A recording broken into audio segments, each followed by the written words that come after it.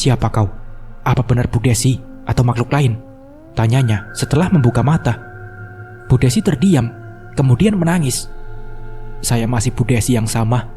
Hanya saja apa Bu? Kejar Wawan. Hanya saja sudah menjadi arwah, ucap Bu Desi. Mereka tertegun mendengarnya.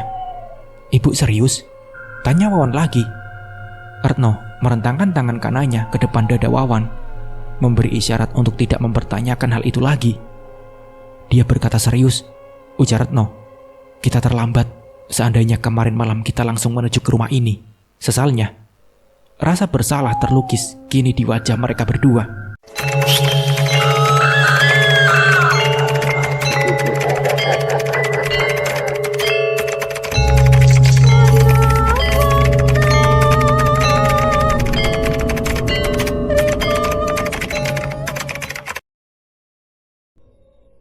Suara tawa mengerikan terdengar dari arah kamar Santi. Tawa yang sungguh nyaring hingga terdengar ke tempat mereka berada. Dia masih di sini? Tanya Retno sambil menatap arwah Bu Desi. Bu Desi pun mengangguk.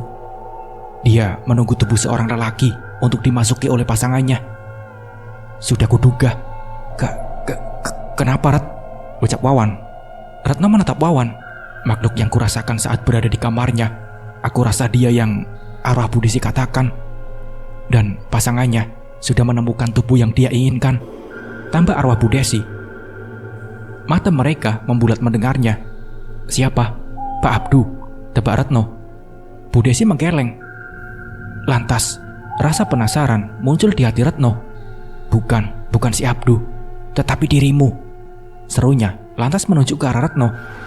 Angin berembus kencang dari arah dalam rumah, membuat foto-foto keluarga di dinding berjatuhan ke lantai, memecahkan vas bunga dan lampu gantung di ruang keluarga. Ayo pergi, Ret, ajak Wawan. Terlambat, seru arwah Bu Desi. Suara dentuman yang nyaring muncul dari arah pintu rumah yang tertutup kasar.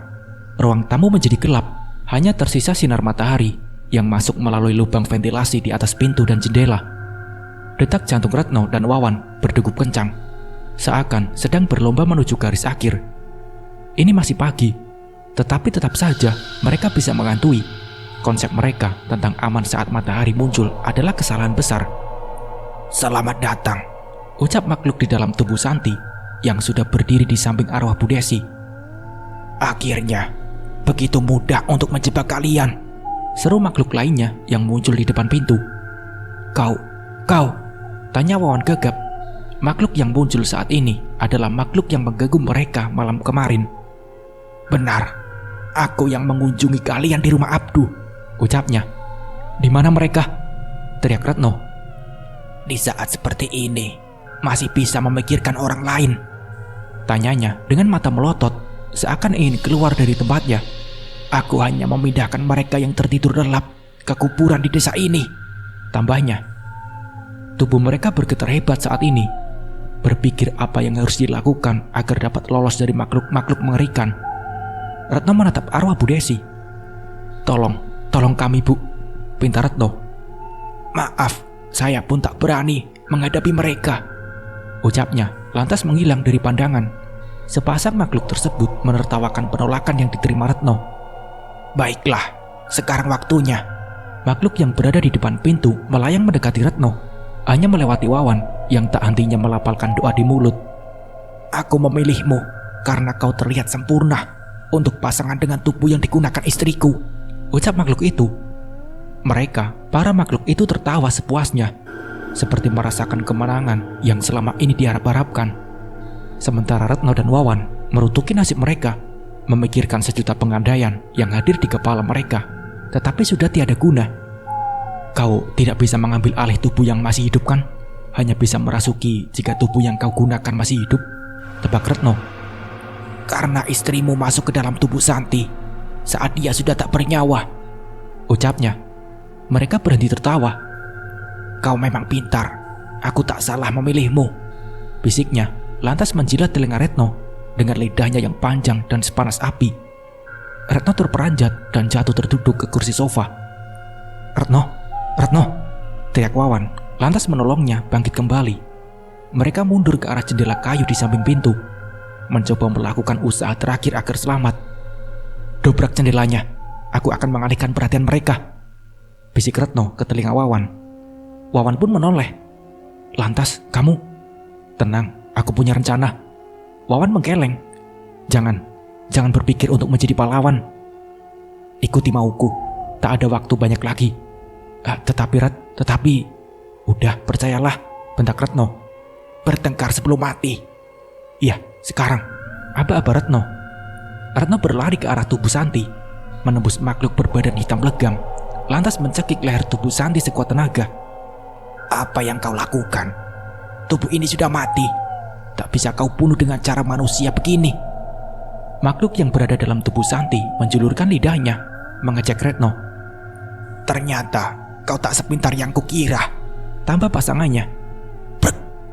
Wawan berhasil keluar dengan mendobrak jendela tanpa para makhluk itu sadari. Mereka serentak menatap Wawan yang masih berdiri menatap Retno. Pergi, cari orang yang dapat membantu," teriak Retno. Dengan wajah terpaksa, Wawan berlari meninggalkan sahabatnya di rumah terkutuk ini sendiri. Retno tertawa. "Masih berpikir aku tak pintar? Mati kau, teriak makhluk berbadan hitam, lantas menghantam tubuh Retno hingga membentur dinding dengan keras. Napas Retno tersengal karenanya. Tak lama rasa sesak menjalar di dada. Kelopak mata pun menutup dengan perlahan. Ibu, gumam Retno lantas menutup mata. Perlahan mata Retno terbuka, dikerjap-kerjapkannya saat itu juga. Gelap, hanya itu yang tertangkap di pandangan matanya. Bau setanggi menyeruak ke dalam hidung, menyesakan dada seketika. "Selamat datang, orang asing yang rela mengantarkan nyawa untuk mengurusi hal yang bukan masalahnya," ujar pria dengan rambut beruban kala Retno membuka mata. Siapa kau?" Retno mengedarkan pandangan sekali lagi dalam sebuah gubuk kayu sederhana, tempat di mana dia terbaring dan terikat. Pria parubaya itu tersenyum. Aku Mansur, ayahnya Santi." Retno melotot mendengarnya. "Kau..." Mansur menyalakan lilin yang disusun membentuk segitiga di atas kepala Retno. "Apa? Terkejut?" tanyanya. "Kenapa kau melakukannya? Apa semua ini, bahkan kau menjadikan anak dan istrimu sebagai tumbal?" Dia tertawa. "Maksudmu Santi dan Desi?" tanyanya. "Memangnya siapa lagi?" Retno mencoba menggerakkan tangan dan kakinya, tetapi ikatannya ternyata terlalu kuat. Mansur kembali menatap wajah Retno, usai menghidupkan sisa lilin lainnya di setiap sudut ruangan. "Mereka tak pantas menjadi keluargaku lagi. Jadi apa salahnya aku menumbalkan mereka?" bisiknya. "Apa maksudmu?" tanya Retno geram. "Hahaha, pada akhirnya mereka akan mati juga. Aku hanya mengambil keuntungan dengan mempercepat prosesnya." "Keuntungan? Apa yang kau dapatkan?" "Setara dengan nyawa mereka," ucap Retno. "Kekayaan dan keabadian. Demi itu aku rela menukar nyawa mereka." Retno memberontak sekali lagi. Kau gila. Apa yang membuatmu seperti ini?" tanya Retno. Mansur mengambil pisau belati bergegam hitam di atas meja sesajen, dekat dengan setangki yang menyala. "Kau mau tahu?" ucapnya.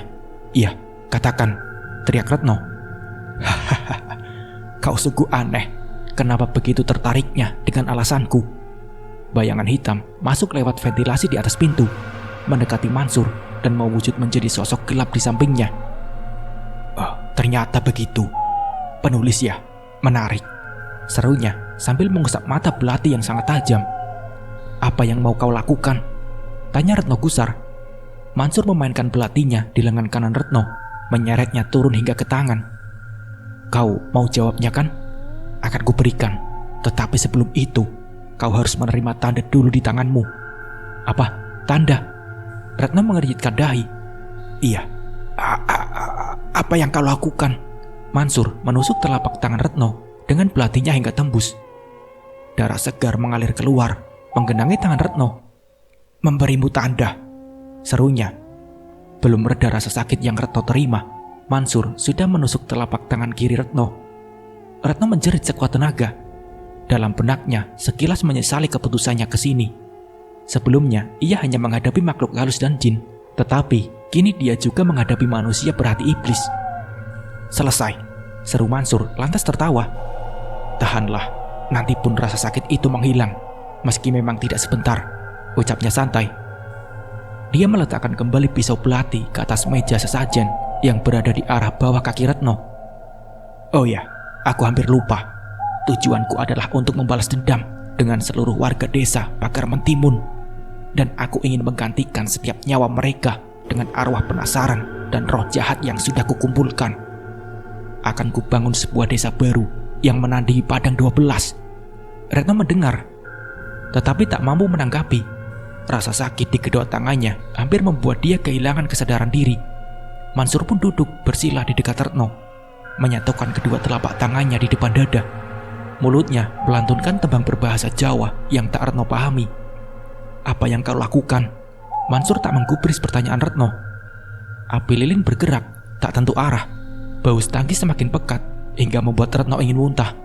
Wajahnya memucat, keringat mengucur dengan deras. Apa yang kau lakukan? Hentikan, pinta Retno lemah. Menjadikanmu wadah bagi pasangan setan di tubuh Santi, serunya usai menembang. Tidak, aku tidak rela, ucap Retno. Hahaha, ini bukan permintaan, tetapi paksaan. Mansur kembali mengambil cawan berwarna hitam di atas meja sesajen. Di dalamnya terdapat cairan berwarna serupa. Apa itu? Apa? Tanya Retno saat Mansur sudah kembali di sampingnya. Makhluk gaib, arwah, ataupun setan tak akan bisa mengambil alih sepenuhnya dirimu jika kau tidak mati, jawabnya. Kematianmu itu pun tidak boleh disebabkan dari luar, harus dari dalam, jawabnya. Napas Retno memburu. Maksudmu itu racun? Tanya Retno. Tebakanmu cukup tajam, tetapi tak seperti kebanyakan racun. Cairan ini langsung memutus tali ikatan jiwamu dengan tubuh secara perlahan. Dengan kata lain, nyawamu lepas dan tak bisa kembali lagi. Saat itu makhluk halus masuk dan menggantikanmu, seru Mansur lantas tersenyum licik. Retno menutup mulutnya rapat-rapat, tak ingin cairan tersebut masuk ke tubuhnya. Mansur pun tertawa. Buka, serunya. Sekuat tenaga Retno menahan, tetapi mulutnya membuka dikit demi sedikit. Bahkan tanpa menggunakan tangan Mansur, ada kekuatan gaib yang membukakan mulut Retno. Hahaha, bagaimana? Kau pikir aku hanya dukun biasa?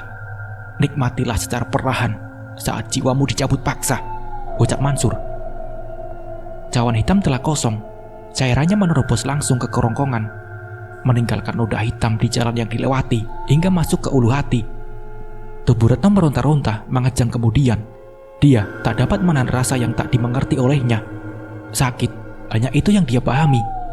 Dan tak berselang lama, Retno terpejam tak sadarkan diri, meski napas masih menemani raganya. Lepaskan dia, perintah Mansur kepada makhluk tak kasat mata, anak buahnya. Bawa dia ke tengah-tengah hutan. Aku ingin membuatnya merasakan betapa mengerikannya berada di tengah-tengah makhluk yang menginginkannya mati, serunya, lantas tertawa terbahak-bahak. Tetes demi tetes, cairan yang jatuh dari atas ke wajah Retno akhirnya membuat dia tersadar. Perlahan, dia membuka kelopak matanya mengerjap pelan. Di sampingnya berdiri kokoh pohon besar yang meneteskan air dari dahannya. Itu sekilas yang terlihat oleh Retno, tetapi makin ditatapnya makin terasa aneh. Retno pun bangkit dan berdiri. Di sekelilingnya hanya ada pohon sawit yang sudah siap panen, yang artinya pohon-pohon sudah tinggi menjulang. Namun ada yang aneh. Retno mengedarkan pandang sekali lagi, memperhatikan pepohonan dengan seksama. Semua pohon sawit berada pada jalur dan tempatnya masing-masing. Tetapi kenapa pohon di dekatnya berada di tengah-tengah jalan? Retno mengusap matanya cukup lama, hingga dia melihat sekali lagi apa yang ada di dekatnya. Tidak mungkin, ucapnya tergagap. Benda di dekatnya yang dia kira pohon ternyata sosok genderuwo raksasa. Dan tetesan yang menerpa wajahnya adalah liur sang genderuwo. Tolong! Suara teriakannya menggema di dalam hutan.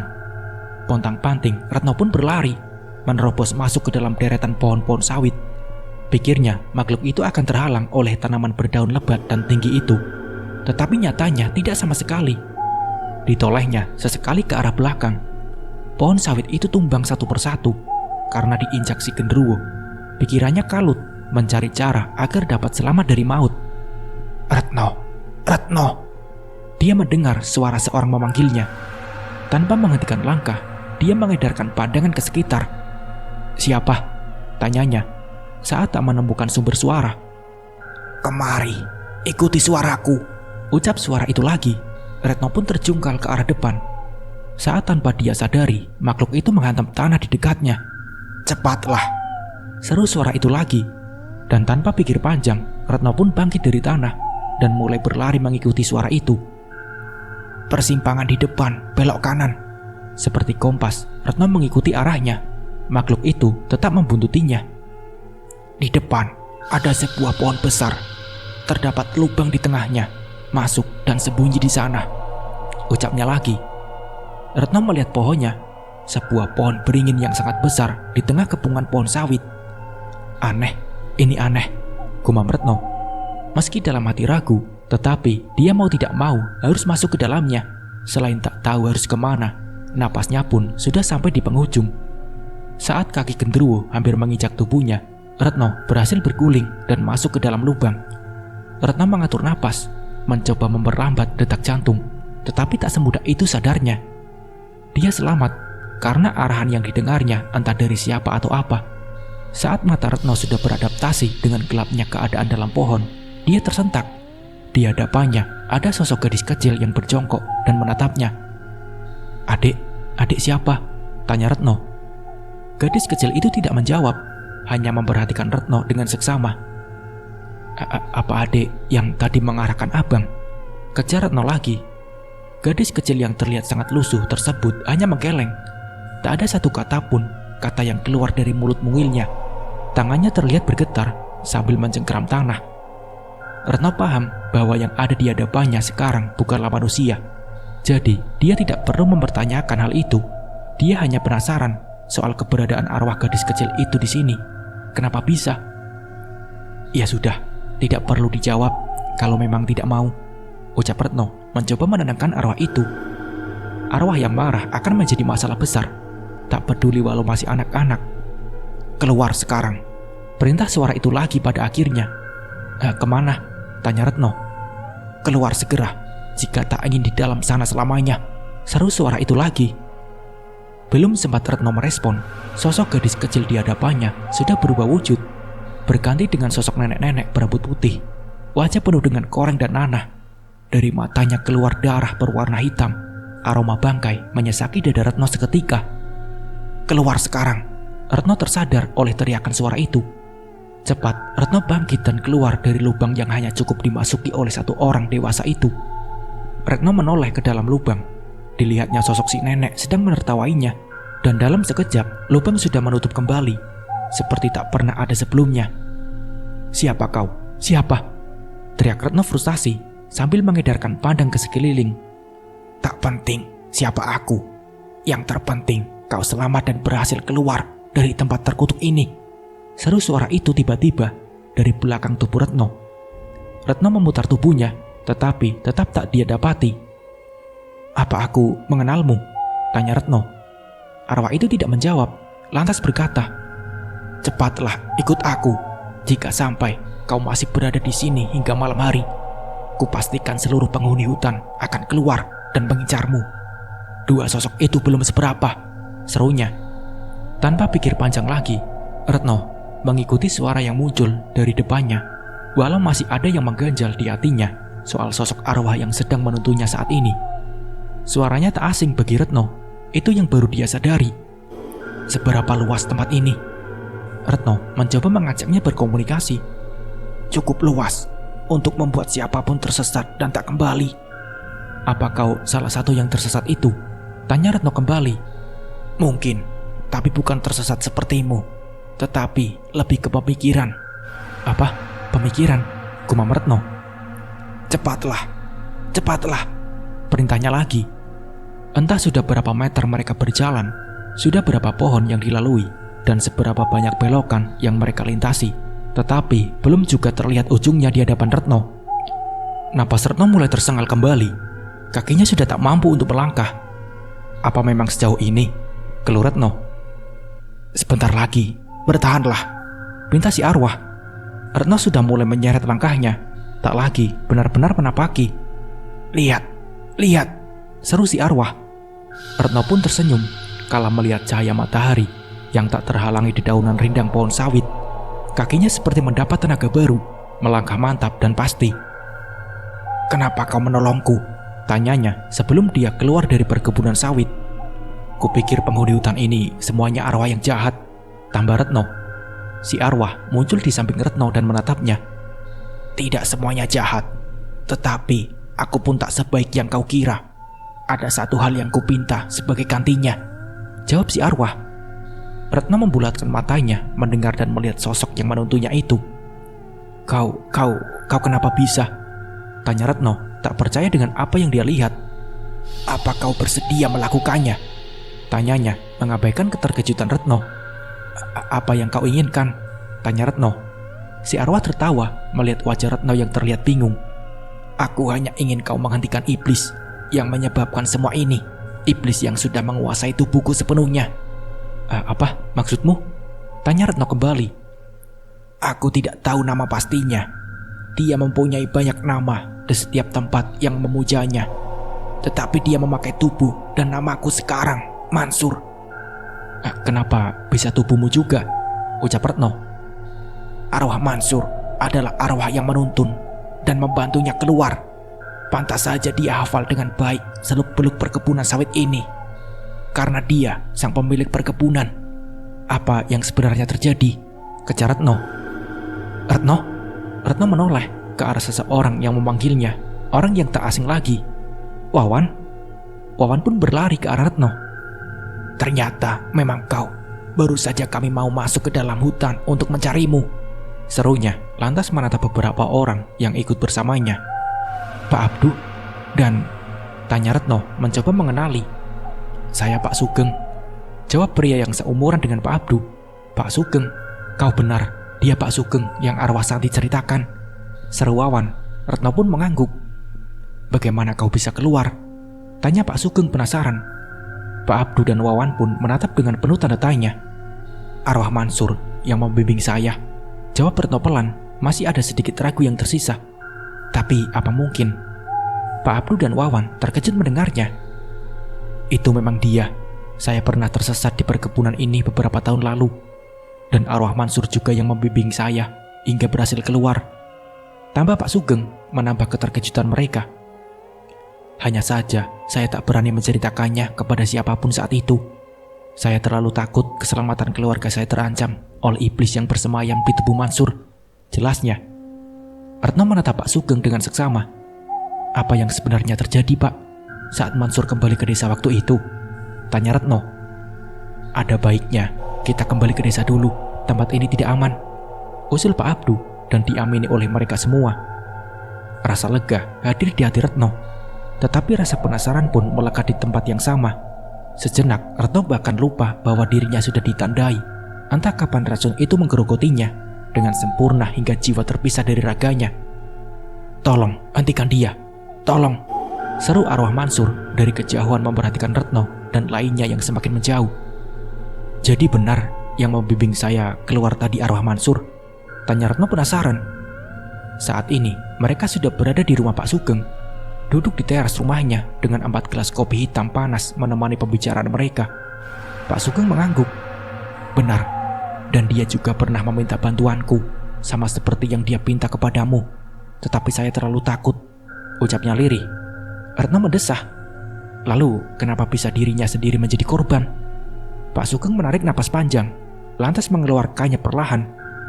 "Waktu itu saat Mansur kembali dari Jawa, warga desa enggan dekat-dekat dengannya. Ditambah isu yang laki-laki dihembuskan oleh Arsyad."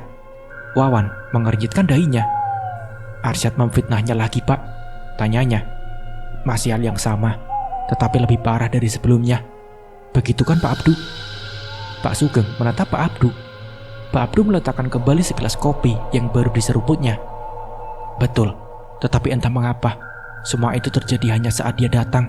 Besoknya semua berubah drastis," jelas Pak Abdu. "Berubah seperti apa, Pak?" kejar Retno. "Semua warga menjadi segan dan hormat kepadanya kecuali Arsyad," jelas Pak Abdu. "Bagaimana bisa, Pak?" tanya Wawan kembali. Pak Abdu menatap Pak Sugeng. Saya tidak tahu, tapi sepertinya Pak Sugeng tahu apa yang menyebabkannya. Tatapan mata mereka terarah kepada Pak Sugeng sekarang. Itu semua karena pengasihan yang dia pelajari selama di Gunung Kawi, jawab Pak Sugeng. Dari cerita yang dia sampaikan sendiri kepada saya waktu itu, dalam sehari saja dia sudah menaklukkan seluruh warga desa, termasuk kami. Dia hanya menyisakan Arsyad. Pak Sugeng menjeda kata-katanya. Kenapa bisa, Pak? Bukankah bagus jika Arsyad juga jadi tunduk kepadanya? Tanya Wawan penasaran. Dia menjadikan Arsyad sebagai tumbal pertamanya, seru Pak Sugeng. Wawan menelan ludah mendengarnya, sementara Retno hanya terdiam tanpa bereaksi. Sebuah cara yang cukup kejam untuk membalas dendam. Lalu kenapa dia juga pada akhirnya menjadi tumbal? Tanya Retno akhirnya. Baru saja Pak Sugeng hendak menjawab, ada seorang pemuda, warga desa yang datang mencari Pak Sugeng. Walau sudah bukan ketua RT lagi dalam waktu yang lama, tetapi warga menjadikan Pak Sugeng orang yang dituakan di desa untuk meminta masukan bahkan pertolongan. Assalamualaikum, salam pemuda kurus dengan kulit hitam itu. Waalaikumsalam, jawab mereka serentak. Ada apa Junai? Tanya Pak Sugeng kepada pemuda tersebut. Dia menatap Retno dan Wawan bergantian, seakan takut untuk bicara di hadapan mereka. Tenang saja, mereka tak seperti yang kalian pikir, seru Pak Sugeng. Tapi yang menimpa Pak Abdu dan istrinya? Tanya Junai lagi. Kabar tentang Pak Abdu dan istrinya yang tiba-tiba terbangun di kuburan sudah menyebar di desa dengan sendirinya. Itu ulah Mansur, jawab Pak Sugeng cepat. Mereka orang baik, jadi ada apa? Tanyanya lagi. Wajah pemuda bernama Junai itu berubah sedih tiba-tiba. Bapak saya mengalami hal yang sama seperti Santi, serunya. Retno dan Wawan saling tatap. Begitu pula dengan Pak Sugeng dan Pak Abdu. Mati suri juga? Tanya Retno. Junai pun mengangguk. Ayo kita ke sana, ajak Pak Sugeng. Mereka pun pergi menuju rumah orang tua Junai setelah Pak Sugeng pamit ke istrinya. Sesampainya di sana, semua mata warga tertuju kepada Retno dan Wawan. Mereka lantas berbisik-bisik. Retno, panggil Pak Sugeng dari dalam kamar orang tua Junai. Coba masuk dan lihatlah. Jangan berani masuk, cegah seorang pria, salah satu keluarga dari orang tua Junai. Semua ini pasti karena mereka, tandasnya. Tenanglah Andi, semua ini bukan salah mereka. Malah saat ini dialah yang dapat memastikan kondisi abangmu, seru Pak Sugeng sambil menunjuk Retno. Pria bernama Andi tersebut terlihat gelisah. Bisikan demi bisikan warga terdengar di ruang keluarga yang tak terlalu besar ini. Nanti akan saya jelaskan apa yang sebenarnya terjadi. Tetapi percayalah, mereka tidak berbahaya, dan apa yang terjadi di sini bukan karena mereka. Jelas Pak Sugeng penuh wibawa. Biarkan mereka masuk Andi, perintah Ibu Junai dari dalam kamar dengan suara terseduh. Andi memberikan jalan agar Retno dan Wawan bisa masuk. Sejak melangkah ke dalam kamar, Retno sudah menangkap hawa yang berbeda. Tercium bau setanggi yang kuat di hidungnya, dan kehadiran sosok makhluk halus yang tersamarkan. Kalian mencium bau setanggi? Tanya Retno kepada Wawan, Pak Sugeng dan Pak Abdu. Mereka semua menggeleng pelan. Di hadapannya kini duduk seorang pria parubaya bertubuh kurus di atas tempat tidur yang lumus. Dia hanya menunduk, tak sedikit pun bereaksi atas keributan yang terjadi di luar. Dari kapan Bu Susi? Tanya Pak Sugeng kepada istri pria tersebut dengan pelan. Dengan linangan air mata, dia bercerita tragedi yang menimpa suaminya itu. Semuanya terjadi begitu cepat, bahkan lebih cepat dari apa yang dialami Santi. Subuh, saat semuanya selesai menjalankan sholat, dia terduduk sejenak, lantas terbaring begitu saja di atas kasur. Dan saat dicek detak jantungnya serta nadinya oleh Junai, nyawanya sudah tidak ada lagi. Mereka sudah memanggil mantri desa untuk memastikannya, dan semuanya dinyatakan sudah meninggal. Lalu kenapa saya tidak melihat persiapan untuk menguburkannya? Tanya Retno. Benar juga, tidak ada kain kafan atau apapun dari tadi kulihat, Red, sambung Wawan. Itu karena saya berharap dia masih dapat bangun seperti Santi, ucap Bu Susi lirih. Dan ternyata memang, tetapi dia menjadi seperti orang lain, selidik Retno. Tatapannya tak luput dari pria tersebut. Tangis Bu Susi memecah kembali. Begitulah nak, jawabnya. Bagaimana Retno? Tanya Pak Sugeng. Yang ada di hadapan kita masih tubuh suami ibu, tetapi jiwanya sudah ditempati makhluk lain, sama seperti Santi. Jelas Retno. Bu Susi menangis sekencang-kencangnya, memancing mereka yang berada di luar masuk dan bertanya. Tetapi lagi-lagi Pak Sugeng mampu menenangkan keadaan dengan baik. Lalu apa yang harus kita lakukan? Tanya Bu Susi. Suaminya tiba-tiba tertawa, tawa yang mampu membuat bulu kuduk siapapun yang mendengar berdiri. Kalian tak bisa melakukan apapun. Rencananya sudah mulai berjalan, dan tubuh suamimu ini hanya permulaan. Pulang dan cek keadaan anggota keluarga kalian. Semua akan mendapatkan giliran. Mendengar ucapannya, seluruh warga yang berada di kamar tersebut panik dan langsung berhamburan pulang ke rumah masing-masing. Hanya menyisakan keluarga inti pemilik rumah saja. Dasar warga desa goblok, ucapnya sambil tertawa terbahak-bahak hingga memegang perut. Apa yang harus kita perbuat, Pak? Tanya Pak Abdu kepada Pak Sugeng. Dia melihat keadaan di dalam kamar dan menemukan tali pengikat kapal yang tak terlalu tebal. Suami Bu Susi memang bekerja sebagai nelayan. Untuk sementara kita ikat saja dia, usul Pak Sugeng. Tetapi Pak, protes Bu Susi. Benar kata Pak Sugeng, lagi pula dia bukan suami ibu lagi. Suami ibu sudah meninggal sesaat sebelum dimasuki olehnya. Jelas Retno. Teriakan satu persatu terdengar hingga ke tempat mereka berada. Teriakan yang berasal dari setiap rumah warga desa yang berbeda-beda. Tolong Pak Sugeng, teriak salah satu warga yang bertetanggaan dengan rumah Bu Susi dari luar jendela kamar dengan panik. Ada apa Pak Budi? Tanya Pak Sugeng heran. Anak saya tidak ada napas dan detak jantungnya lagi, jawab Pak Budi. Suami Bu Susi tertawa dan menatap nyalang ke setiap orang dalam kamar bergantian. Sudah mulai, ini sudah mulai. Suasana desa Mentimun mendadak ramai dengan teriakan histeris tangis, juga umpatan. Keluarga mereka, anak, ayah, ibu, dan kakak maupun adik, tiba-tiba saja tergeletak tak bernyawa di rumah, di warung, dan di tepi pantai. Sebuah tragedi terjadi melebihi apa yang Retno bayangkan, melebihi apa yang ingin dia dapatkan untuk tulisannya. Apa yang terjadi Retno? Tanya Wawan memecah lamunan Retno. Mereka kini berada di depan rumah salah satu warga yang keluarganya juga mengalami hal serupa. Retno teringat kembali dengan apa yang dia alami ketika berada di pondok kecil milik Mansur di tengah-tengah perkebunan sawit miliknya. Racun, seru Retno. Pak Sugeng dan Pak Abdu kini memperhatikan Retno. Racun? Tanya Pak Sugeng. Iya, seru Retno.